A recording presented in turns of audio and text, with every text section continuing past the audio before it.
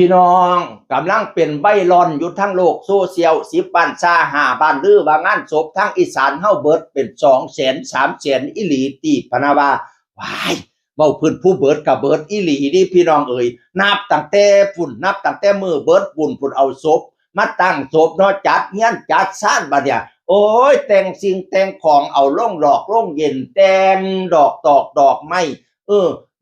จัดภาษาอะไรทำให้เป็นเงินเป็นคำเบิดตั้งแต่มนต์พระมาสวดมัตติกาบางตะกุลกับเป็นเงินเป็นคำพี่น้องเอ๋ยมีแต่รายใจมีแต่รายใจพี่น้องเอ๋ยอันข้าเจ้าว่าเสียหลายๆมันเสียน้ำคากินคาอยู่พนาวาโอ้ยอันผู้กินนี่ก็เทิงกินเทิงหออัศจรรย์ให้พี่น้องเอ๋ยบาง2-3 ปีขึ้นหลังแห่งต้องเลี้ยงเราพุทธิเลี้ยงเรายาปลาปิ้งพร้อมพี่น้องเอ๋ยขันงานศพใดบ่มีเราโอ้ยขายหน้าขายตาผู้ตายจะเหม็นมันเป็นให้เป็นหึ่นบ่ยานพ่อยานแม่สุยากอายที่เอามาเลี้ยงปู่เลี้ยงคนหลายๆเปียงผู้เป็นลูกเป็นเต้าว่างานพ่องานแม่ก็จัดให้เต็มที่บัดเนี่ยเพิ่นอยากได้กินยังอาจัดให้เต็มที่เรายาปลาปิ้งนั่นน่ะโอ้ยเบิด200,000 300,000อีหลีพี่น้องเอ๋ยจนมาได้ถูกกับมองจังสิล่ะว่าเขาว่าผู้ตายขายผู้ยั่งนั่นน่ะแนวหยังก็ขายมาให้เลี้ยงปู่เลี้ยงคนเบิดใครตัวปีนี่เขาเจ้ามีโครงการสาธารณสุขงานศพปอดเล่างานศพปอดเล่าโอ้ยก็ดีหลายดีใจหลายขอบคุณสาธารณสุขที่ให้แบบนี้มากพี่น้องเอ๋ยเฮ็ดให้เป็นเหตุผลให้บอกญาติพี่น้องได้ผู้มาร่วมงานได้เพิ่นงานศพให้ปอดเราบ่ให้กินเราแล้วผู้ใดเฮ็ดได้เพิ่นก็มีเงินสนับสนุนพร้อมโอ้ยดีสุดยอดเด้อโครงการนี้เด้อพี่น้องเอ๋ยเว้าเพิ่นเลี้ยงเกียเฟียมามนี่ไปกินครับงานศพนี่พี่น้องมันบ่แม่นฮีตโบราณเด้โบราณไม่เคยให้ไปกินข้าวงานศพนะงานศพเป็นงานที่เห็นใจกัน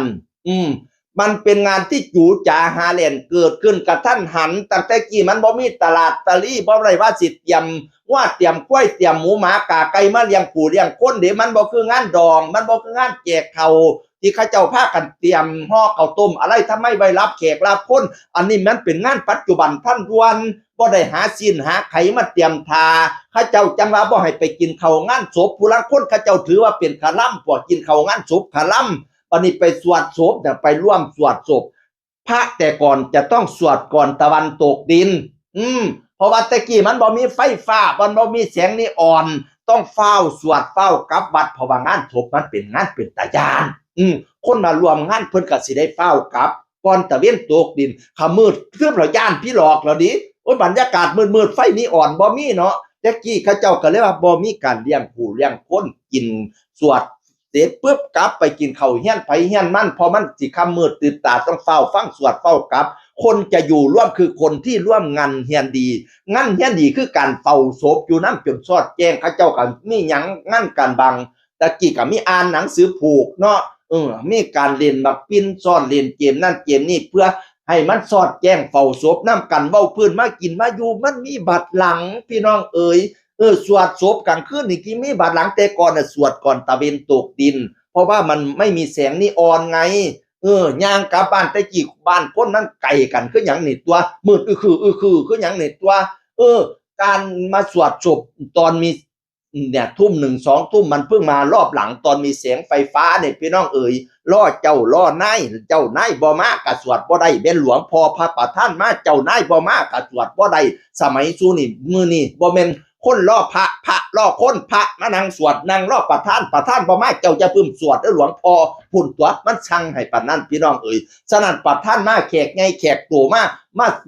เพิ่นมาค่ำมืดตื่นตากับเพิ่นฟังสวดแล้วก็หิวข้าวก็เลยจัดแนวกินให้เพิ่นช่วงแรกๆพู้นแล้วทางเมียงหลวงเมียงกรุงพุ่นละจัดก่อนน่ะจัดข้าวต้มจัดกระเพาะปลาสัตว์ตัวบัดนี้เมืองหลวงเมืองกรุงเฮ็ดแล้วบ้านนอกกอกตื้อก็อยากเฮ็ดนำอาหารแต่งแนวอยู่ให้กินให้เพิ่นแน่เพราะว่าก็เริ่มสวดดึกเหมือนกันเพราะว่ามีไฟฟ้าลาบวัวกว่าไก่อยู่ตลาดตะลี่หมกหน่อหมอกหน่อไม้ป่นป่ายังแต่งผ้าเข้าให้เพิ่นแน่แต่งเป็นผ้าคนอีสานน่ะพี่น้องเอ๋ยยุคต่อมากรุงเทพข้าวต้มกับพ่อป่าบ่สมหน้าสมตาจัดโต๊ะกินไปเลยบัดนี้เนี่ยโอ้โธคนมาหลายต่อหลายโต๊ะกินก็ไม่ใช่โต๊ะวันเดียวเหมือนงานแต่งงานนะโต๊ะกินสวดจบกี่วันสวด1 วันก็โต๊ะกิน1 วัน สวด2 วันก็โต๊ะจีน2 วันสวด3 วันก็โต๊ะจีน3 วันซุ่มเจ้าว่าสิเปียงหลายบ่ในกรุงเทพกรุงไทยเอาโต๊ะจีนบ้านนอกหลายคนผู้ใดหังมีดีได้เนี่ยก็เฮ็ดโต๊ะจีนบัดเนี่ยคำว่าโต๊ะจีนกับโต๊ะเหล้าแนวอยู่แนวกินอุดมสมบูรณ์เลี้ยง2 คืน 3 คืนสวดศพจะขึ้นก็เลี้ยงเท่านั้นคืนซุ่มเจ้าว่าสิบ่เบิดที่200,000 300,000นั่นน่ะมันบ่ได้ถือหีดเก่าข้องเก่าว่าห้ามกินข้าวในงานศพเนาะเฮ้ยมาเราเพิ่นมาดึกมาดื่นกับต้องเลี้ยงเกียบเสียมามเพิ่นบัดเนี่ยพี่น้องเอ้ยมันบ่เบิด200,000 300,000มันสิอยู่ได้ติบวชหน้าไปก็บึกเสียเงิน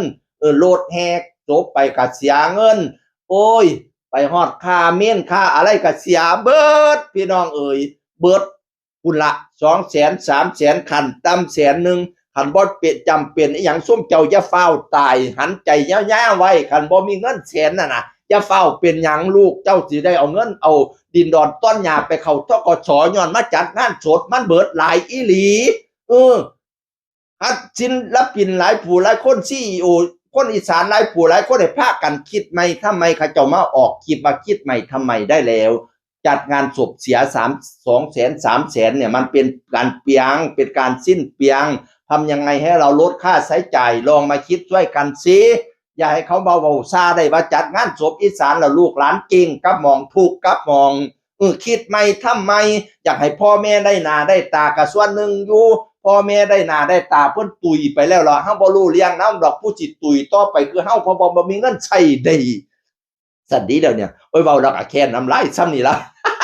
ฝากไว้เป็นข้อคิดเสียงอื่นคนเก่าเว้าสู่ฟังสวัสดีครับ